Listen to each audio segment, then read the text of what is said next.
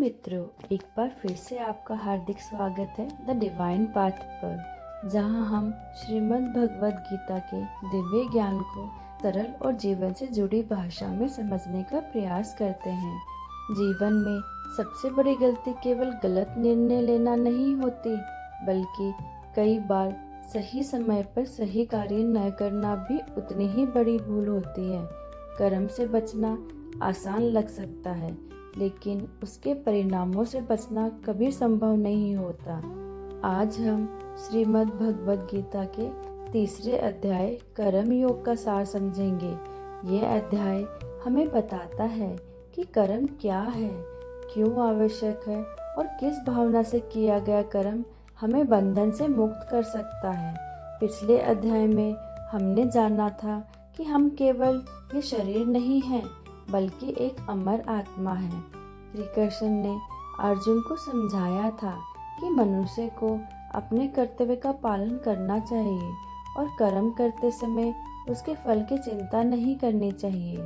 उन्होंने ये भी बताया था कि सुख दुख, लाभ हानि और जीत हार में संतुलित रहना ही सच्ची बुद्धिमानी है।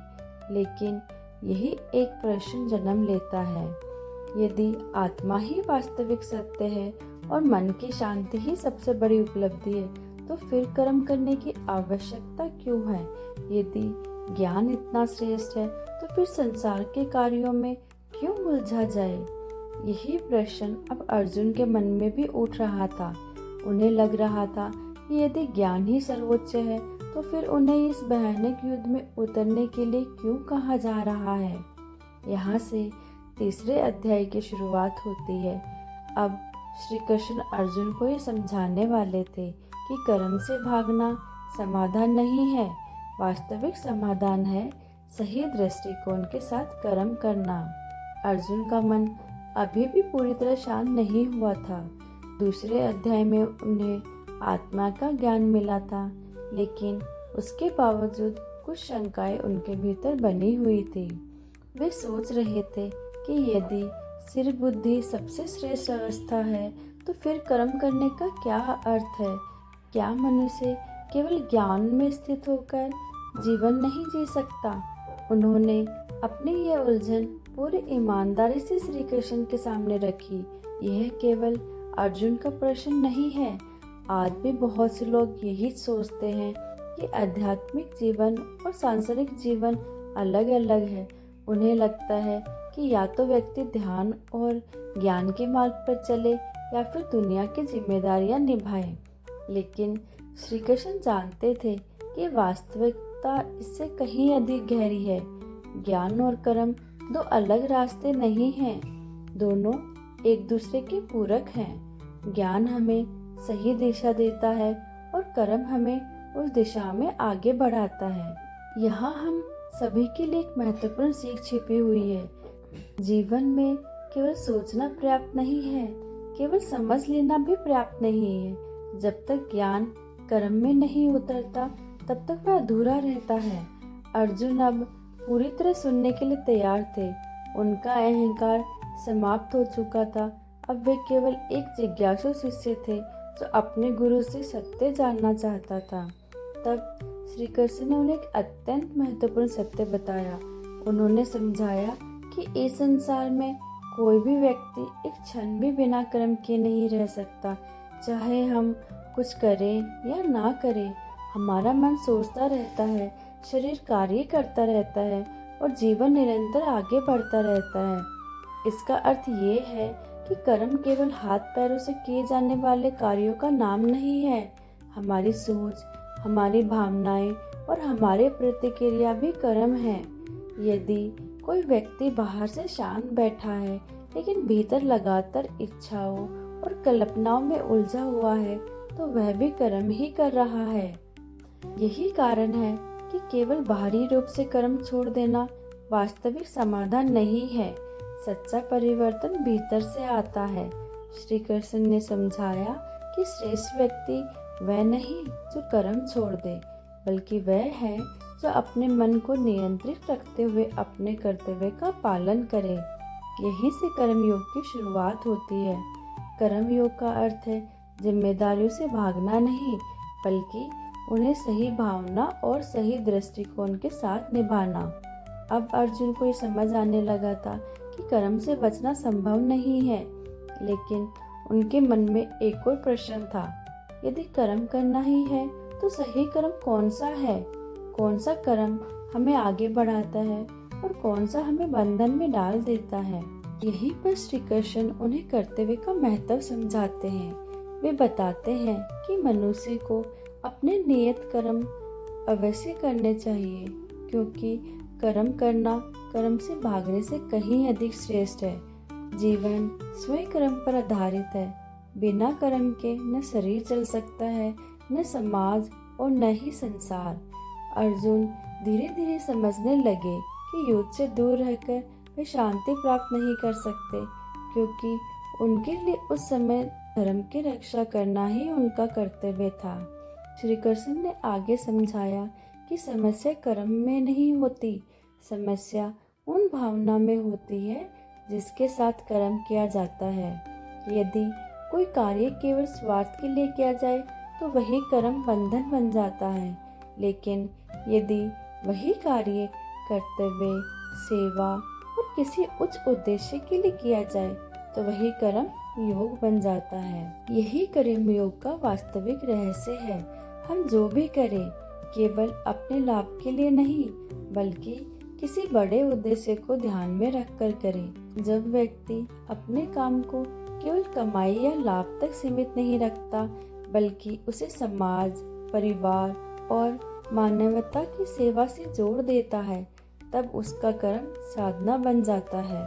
धीरे धीरे ये स्पष्ट होने लगा था कि कर्म को छोड़ना नहीं है, बल्कि उसे सही भावना के साथ करना है। उन्हें समझ आने लगा था कि कर्म ही जीवन का आधार है और सही कर्म ही मनुष्य को आगे बढ़ाता है। लेकिन अभी भी एक महत्वपूर्ण प्रश्न बाकी था। यदि कर्म इतना आवश्यक है तो उसे सही तरीके से कैसे किया जाए? कैसे सुनिश्चित किया जाए कि हमारा कर्म हमें बंधन में न डाले, बल्कि हमें भीतर से मुक्त करे? इसी प्रश्न का उत्तर देते हुए श्री कृष्ण एक बहुत गहरा सिद्धांत समझाते हैं। वे बताते हैं कि जब मनुष्य अपने कार्यों को केवल अपने स्वार्थ तक सीमित नहीं रखता, बल्कि उन्हें किसी बड़े उद्देश्य से जोड़ देता है, तब वही कर्म योग बन जाता है। जब हम हर काम में केवल अपना लाभ देखते हैं, तब हमारे भीतर अपेक्षाएं जन्म लेती हैं। अपेक्षाओं से चिंता पैदा होती है, चिंता से भय और भय से अशांति। लेकिन जब हम हर काम में केवल अपना लाभ देखते हैं, तब हमारे भीतर अपेक्षाएं जन्म लेती हैं। अपेक्षाओं से चिंता पैदा होती है, चिंता से भय और भय से अशांति। लेकिन जब हम अपने कर्म को सेवा, कर्तव्य और समर्पण का रूप दे देते हैं, तब वही कर्म हमारे लिए आत्मिक उन्नति का मार्ग बन जाता है। श्री कृष्ण समझाते हैं कि ये पूरा संसार एक संतुलन पर आधारित है। प्रकृति का प्रत्येक तत्व अपना कार्य कर रहा है। सूर्य बिना रुके प्रकाश देता है, नदियाँ निरंतर बहती रहती हैं, वृक्ष बिना किसी अपेक्षा के फल और छाया प्रदान करते हैं। यदि प्रकृति का कोई भी भाग अपना कर्तव्य निभाना बंद कर दे तो संतुलन बिगड़ जाएगा। इसी प्रकार मनुष्य भी इस विशाल व्यवस्था का एक हिस्सा है। उसका भी एक कर्तव्य है। जब वह अपने दायित्वों को ईमानदारी से निभाता है, तब वह संसार के संतुलन को बनाए रखने में योगदान देता है। लेकिन जब वह केवल अपने स्वार्थ के बारे में सोचता है और अपने कर्तव्य से पीछे हट जाता है, तब समस्याएं उत्पन्न होने लगती हैं। यह शिक्षा आज के समय में भी उतनी ही प्रासंगिक है।